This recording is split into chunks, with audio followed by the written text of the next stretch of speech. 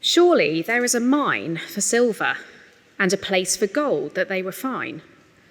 Iron is taken out of the earth and copper is smelted from the ore. Man puts an end to darkness and searches out to the farthest limit the ore in gloom and deep darkness. He opens shafts in a valley away from where anyone lives. They are forgotten by travellers. They hang in the air far away from mankind. They swing to and fro. As for the earth, out of it comes bread, but underneath it is turned up as by fire. Its stones are the place of sapphires, and it has dust of gold. That path no bird of prey knows, and the falcon's eye has not seen it. The proud beasts have not trodden it. The lion has not passed over it. Man puts his hand to the flinty rock and overturns mountains by the roots. He cuts out channels in the rocks, and his eye sees every precious thing. He dams up the streams so that they do not trickle, and the thing that is hidden he brings out to light. But where shall wisdom be found? And where is the place of understanding? Man does not know its worth, and it is not found in the land of the living.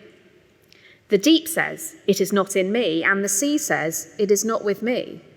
It cannot be bought for gold, and silver cannot be weighed as its price. It cannot be valued in the gold of Ophir, in precious onyx or sapphire. Gold and glass cannot equal it, nor can it be exchanged for jewels of fine gold. No mention shall be made of coral or of crystal. The price of wisdom is above pearls. The topaz of Ethiopia cannot equal it, nor can it be valued in pure gold. From where, then, does wisdom come? And where is the place of understanding? It is hidden from the eyes of all living and concealed from the birds of the air. Abaddon and Death say, "We have heard a rumour of it with our ears." God understands the way to it, and he knows its place. For he looks to the ends of the earth and sees everything under the heavens. When he gave to the wind its weight and apportioned the waters by measure, when he made a decree for the rain and a way for the lightning of the thunder, then he saw it and declared it. He established it and searched it out. And he said to man, "Behold, the fear of the Lord, that is wisdom, and to turn away from evil is understanding." You might like to turn back to page 521, back to our Job reading on chapter 28, because that's where we're going to be focused. And you remember that we got into the sort of main part of the book of Job last week. Job was a man who had faced terrible suffering. He knew what it was like to lose everything that he held dear. Tragedy had hit, and he had lost his livelihood, his home, his family members. He had even had to do something that no parent should ever have to do, and bury his own children. And as if that wasn't enough, another round of suffering had hit Job, and now his health was going as well. When it came to suffering, Job had had the full set. And I'm sure many of us can resonate with his experience acutely, and all of us can resonate with it at least at some level. But as well as the physical suffering and the grief that Job had to go through, he's also had to wrestle with the torment of not having an explanation as to why all this has happened to him. In fact, it is the wrestling with the questions that occupies most of the book. Chapters after chapters of the book that we've only had time to touch upon are given over to the discussions that Job has with his three friends in the wake of this disaster, searching for questions. And the thing that they keep going over again and again is whether Job was to blame for what has happened or not. Because in his friends' minds, if you remember from last week, it's all very simple. In their view of the world, the righteous always prosper and the wicked always suffer. And so therefore, if Job is suffering, it must be because he has done something wrong somewhere along the lines. He must have offended God and sinned, and that's why this is all happening to him. There must be something in his life that he's being punished for. But Job knows that that can't be right. He can't think of anything that he has done to deserve the suffering that he has faced. And so he and his friends just sort of keep on going round and round in cycles with their discussion. Again, if you grab your handout, I've tried to summarize that with a little table which I gave you last week as well, where you can see the discussion going back and forth, even though I haven't put the detail of what it says. They just keep going round, they insisting that he must be in the wrong, and he keeps insisting that he's innocent, especially in chapter 27, the one just before the one that we had read this afternoon. It's a little bit like one of those arguments you sometimes have with somebody where you just kind of go back and forth, restating your position, but not getting anywhere at all. I have a particular debate with one of my friends about whether the correct time to have dinner is at 5:30, which is what he thinks, or 6:30, which is what I think, or 7:30 if you have guests. Obviously, I'm correct, but we keep going back and forth on this. And the discussion goes something like this. I think the correct time is 5:30. Well, I think the correct time is 6:30. But the thing is, you're wrong, because it's actually 5:30. Yes, but what you're not hearing is the subtlety of my argument, which is that it is at 6:30 that the correct time is. Yes, but let's come at it from another angle, because really 5:30 is the correct time. But I think you'll find, and so on and so on and so on. This is a discussion we've been having for about 7 or 8 years and haven't come to any consensus of, just restating our position again and again. Now, Job's discussion with his friends feels a little like that as you read through all those chapters that I've listed on the handout, back and forth, back and forth, back and forth, albeit over, of course, a much more serious issue of whether Job is to blame for what has happened or not. None of them will back down. And last week we looked at Eliphaz's first speech as a sort of representative sample. He kicked off the discussion fairly tentatively, but if you keep going through the rest of the speeches by his friends, you'll see that they all just keep trying different angles on the same thing to get him to confess that he must have sinned somewhere. And if you also remember from week 1 of our series, we, the readers, know that they are wrong. We had an insight into the real reason why Job was suffering at the start of the book. And it wasn't because Job had sinned. In fact, it was completely the opposite. Job, of course, also knows that his friends are wrong. He knows in his bones correctly that he hasn't done anything to deserve the suffering that he's facing. But like his friends, he doesn't really know what the explanation is. To him, it just seems like God can't be acting fairly in this instance. Which eventually leads to the speech that in chapter 28 that we're going to focus on today, that we had read earlier. And this speech really taps into the heart of the book, because it's all about what you do when you don't have wisdom or you don't have the answers. What do you do when you don't have the answers? What are you supposed to think when you don't know why you're going through suffering? And so Job gives this great speech where he laments the fact that he can't find wisdom, the wisdom that he needs to make sense of it all. There are 2 parts to Job's speech, which I've listed there on your handouts if you want to take notes. In verses 1 to 22, he makes the point that man has achieved great things but hasn't acquired true wisdom. And then in verses 23 to 28, he points out that God does have true wisdom but hasn't revealed very much of it, except that man should fear him. And all of this then leads up to Job's final appeal that he is owed some real answers from God, some real wisdom. Now, just to manage your expectations, this is going to be another week where we're wrestling with the questions and not really quite getting to the answers yet. We're going to get the answers, such as they are in the book, next week. We could have jumped there straight away, but we're going to try and follow the pace that the author of the book has set himself. And he thinks we need chapters to wrestle with the questions first. So do come back next week if you want to see what God actually has to say about all of this as we get to the end of the book. But let's turn our attention back to chapter 28 again. Firstly, in verses 1 to 11, Job makes the point that humans are very good at finding stuff. There are certain things that we are very good at searching the world for. And he makes this point with an illustration about mining. Even in Job's day, way back in the Iron Age, or perhaps even earlier, humanity was able to achieve great feats of mining. No open shaft mining in those days, or mechanical drills or anything like that, of course. But still, humans found ways to dig into the hillsides, into mountainsides, and pull out metal ore and diamonds and so on. And Job makes this observation in verse 1. Let me read from verse 1. Surely there is a mine for silver and a place for gold that they refine. Iron is taken out of the earth and copper is smelted from the ore. Man puts an end to darkness and searches out the farthest limit, the ore in gloom and deep darkness. When it comes to man's mastery over the physical world, it feels like everything is possible. We can delve into the darkness of caves and mine shafts and come out with precious jewels and gemstones that are worth thousands, millions of pounds. There is no corner of the physical world that man cannot explore. Even the mountains that might seem impenetrable at first, we find a way in. Verse 9, man puts his hand to the flinty rock and overturns the mountains by the roots. He cuts out channels in the rocks, and his eye sees every precious thing. It's brilliant poetry, isn't it?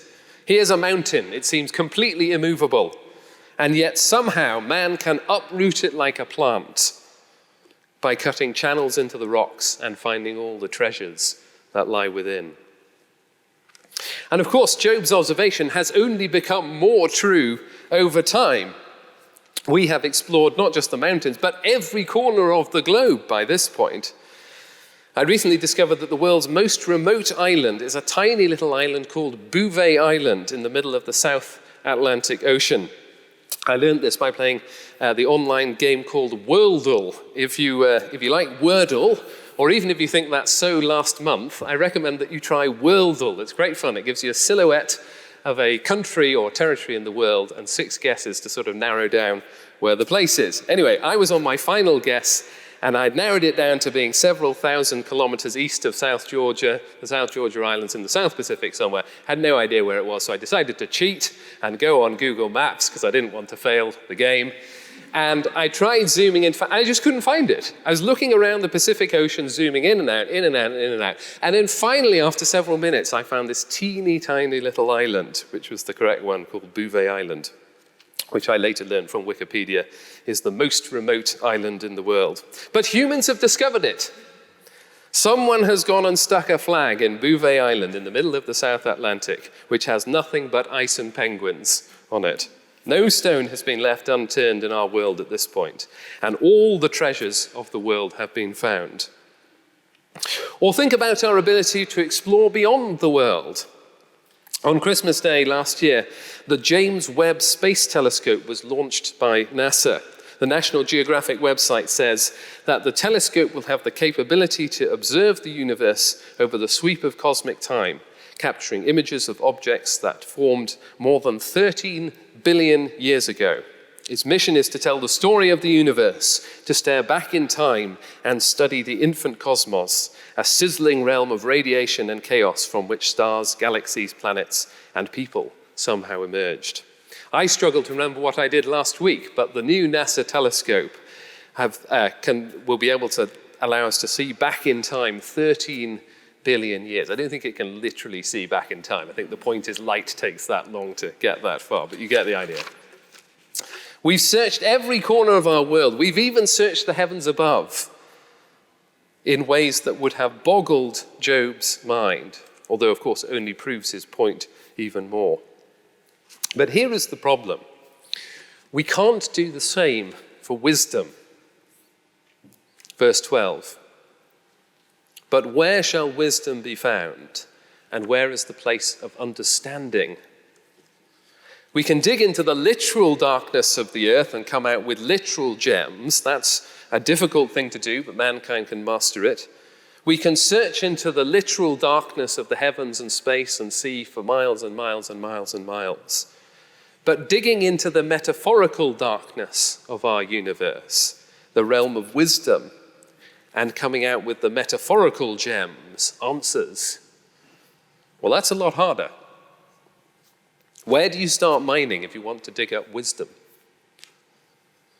When it comes to seeing into the physical world, man has made advance after advance. But have we got any better at seeing into the world of wisdom since Job wrote this? Surely if we've discovered Bouvet Island or constructed the James Webb Space Telescope, surely we've discovered everything that there is to know about everything. Surely we've found out the answers to all of life's deep and difficult questions, and now how to navigate through life with perfect wisdom. Have we? Or is it the case that many of the deep questions still remain elusive to this day? Where did the universe come from in the first place? Why does it exist? How should you live your life? Is there anything after death? The James Webb Space Telescope might be able to see back in time millions of times, but it can't see far enough to find out those kinds of answers to those sorts of questions. And so Job's conclusion in verses 20 to 22 still seem to be true centuries and centuries later. From where then does wisdom come, and where is the place of understanding? It is hidden from the eyes of all living and concealed from the birds of the air. Abaddon and Death say, we have heard a rumor of it with our ears. Wisdom still remains hidden from the eyes of the living. Even the birds who patrol the air can't find it. Even the Google Maps satellite cameras that cover every nook and cranny of the world can't find it. It remains hidden even from death as well. Abaddon and Death are only able to say that they've heard a rumor of it, but couldn't tell you any more. Now, of course, there are many today who believe that if we keep pursuing science, then we will indeed find out all the answers that there are to know in the end. One man who certainly advanced our understanding in the 20th and 21st centuries was Stephen Hawking, undeniably one of the greatest scientists of all time. He made great advances in our understanding in quantum physics and relativity and that sort of thing. Scientific advances that Job couldn't have even begun to imagine. If Hawking were alive today, he probably would have said that the answer to Job's question is to be found in empirical science. If we keep doing physics and biology and chemistry, then eventually we will find the answers to everything. The problem with Job is he's turning to philosophy and to religion for his answers. And of course, that's going to yield nothing. But if he were to get out the test tubes, things might be different. If we keep doing that, then eventually we will find the place of understanding. I looked up a lecture from 2005, which I found published online. Hawking tries to show that whilst previous ignorant civilizations like Job's might have turned to religion for wisdom, science can now provide the real answers. He begins with barely disguised mockery by telling about how the Bashongo people of Central Africa believed that in the beginning there was only darkness and water and the god Bumba. And Bumba vomited out the sun, the moon, the stars, the animals, and man. And Hawking ends the lecture by declaring that his own area of science is now where the answers are to be found. The Bashongo people were really just stabbing in the dark, but cosmology provides the real answers. He says this: cosmology is a very exciting and active subject. We are getting close to answering the age-old questions. Why are we here? Where did we come from? But if you go back and read through the lecture, which I did, you'll see that Hawking is actually just doing a sleight of hand at the end there. He says absolutely nothing to answer those questions if you go back and read it. He says a lot about time and relativity, which is very interesting, but he doesn't even touch upon the question of why we are here. At least the Bashongo people had a theory for that. And despite illustrations about the origins of the universe being a little bit like bubbles of steam emerging from boiling water, which, by the way, sounds remarkably like a creation myth, the sort of thing that the Bashongo people might have come up with, the lecture says nothing about where that all came from. So despite Hawking's hubris, he hasn't really given us anything to unearth the answers at a deep level of why we are here and where we came from, even if he has given us some interesting theories about the Big Bang. Or let's consider wisdom of another kind. Hawking may have been a very highly acclaimed and wise person in the eyes of the scientific community, and rightly so. But what about his personal life? In 1995, he divorced his wife to marry his carer, whom he later divorced in 2006. Was that the wise thing to do? Unbelievable advances in the scientific world. But was he able to solve the age-old question of whether you should stick with your spouse, even if you fall in love with another person? Even if you're not convinced that it was necessarily wrong for him to get a divorce, it's still difficult to make those sorts of decisions wisely, isn't it? Even if you're a very clever person who has achieved the highest possible status in the academic world, it's difficult to make wise life decisions. We can all relate to that at some level, can't we? I often find myself doing or saying stupid things and wondering afterwards why, after 35 years, I didn't have the wisdom to see what the right thing to do was.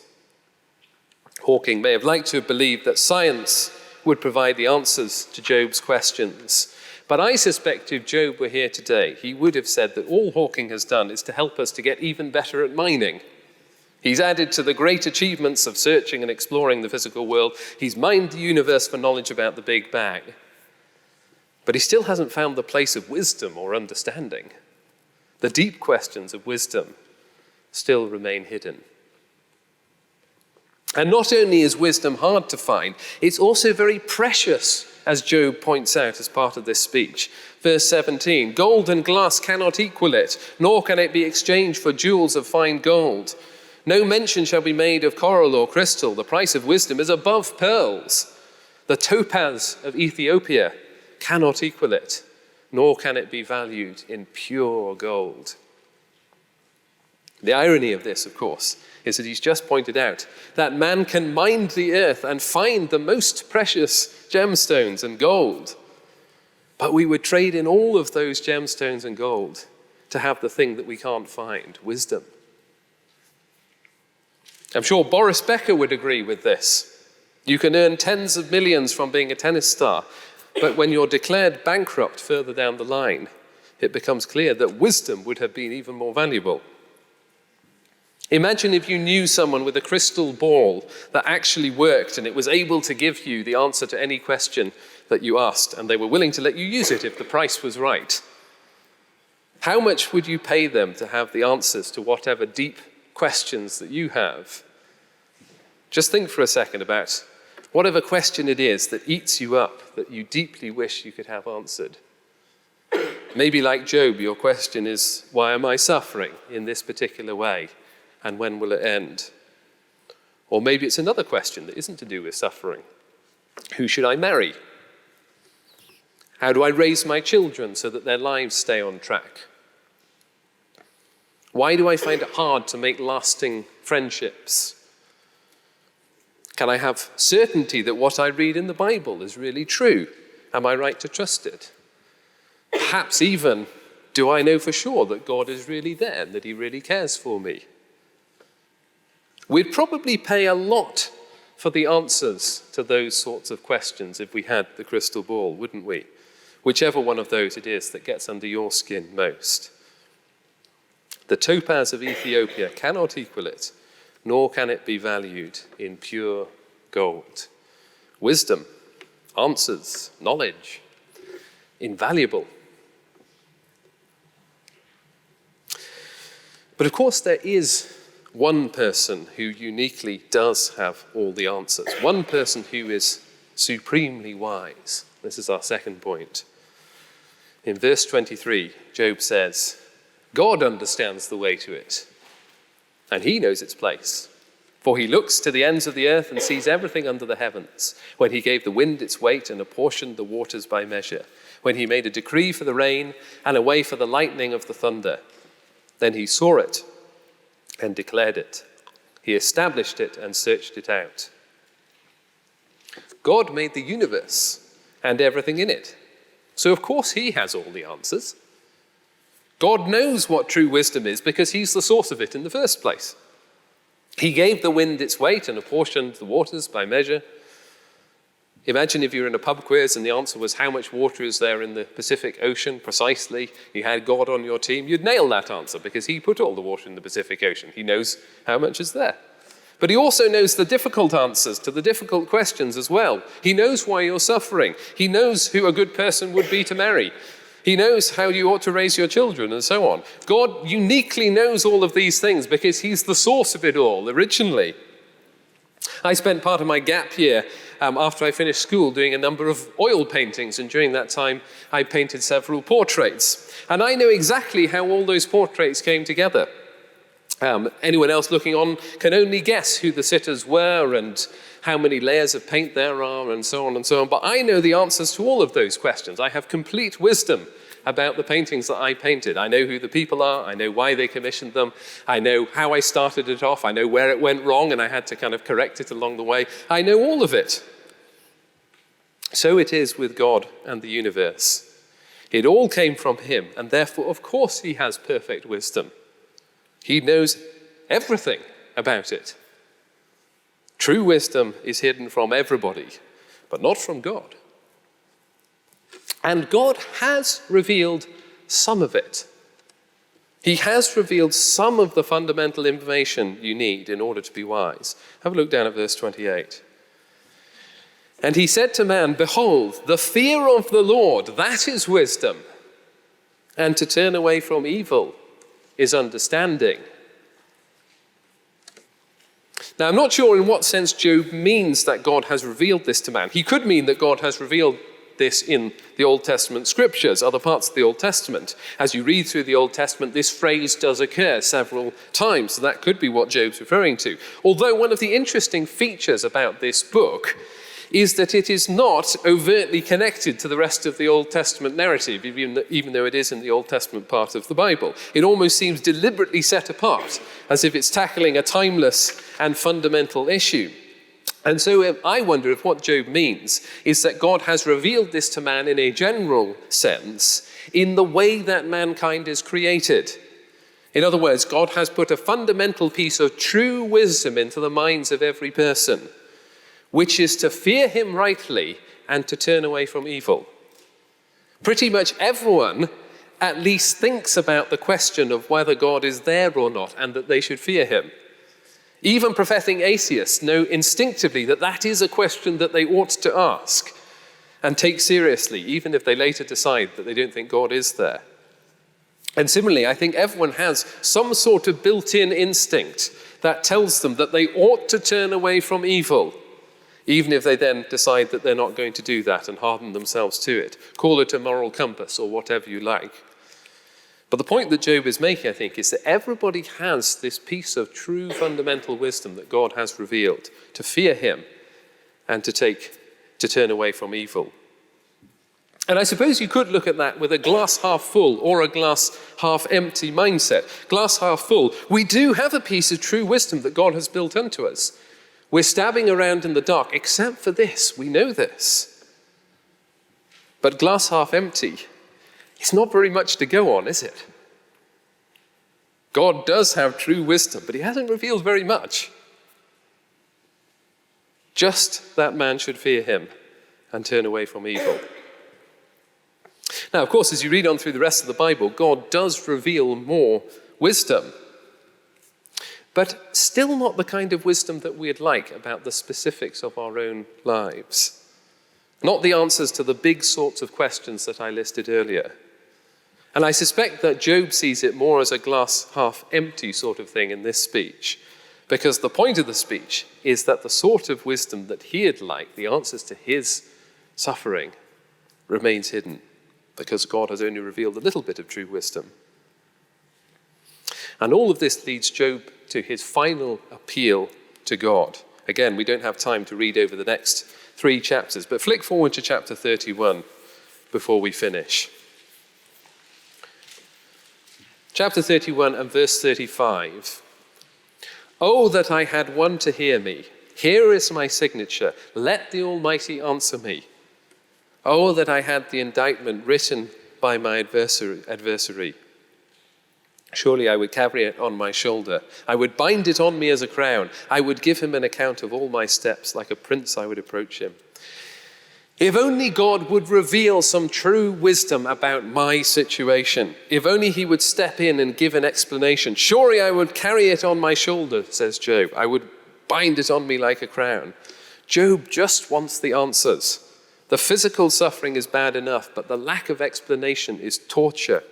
Come on, God, you owe me an explanation for everything that has happened. And if you took the time to read through all of the chapters up until this point, you probably feel it as well. We know Job and his friends don't have the answer. We know that God does have the answers. Surely it's time for him to step on the scene. In fact, let's go stronger, because that's what Job's speeches really hint at. It's time for God to come and justify himself, isn't it? To give an explanation for his actions. Don't you feel a little bit like that sometimes? Doesn't that resonate with your felt experience about areas of your own life as well? Isn't it time for God to come and justify what he's doing?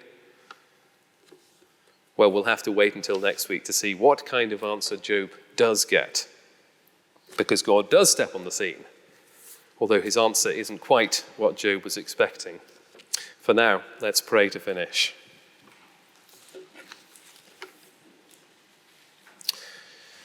From where then does wisdom come, and where is the place of understanding? Heavenly Father, we acknowledge that we are unable to find true wisdom in this world, despite the great achievements of humanity. We acknowledge that without revelation from you, we remain in the dark. As we wrestle with the big and difficult questions, such as the suffering of Job, which so many of us feel in our own lives as well, we do pray for your help to know what to think. Especially next week, we pray for your help to understand rightly the answer that you give to Job and that you give to us as well. In Jesus' name, amen.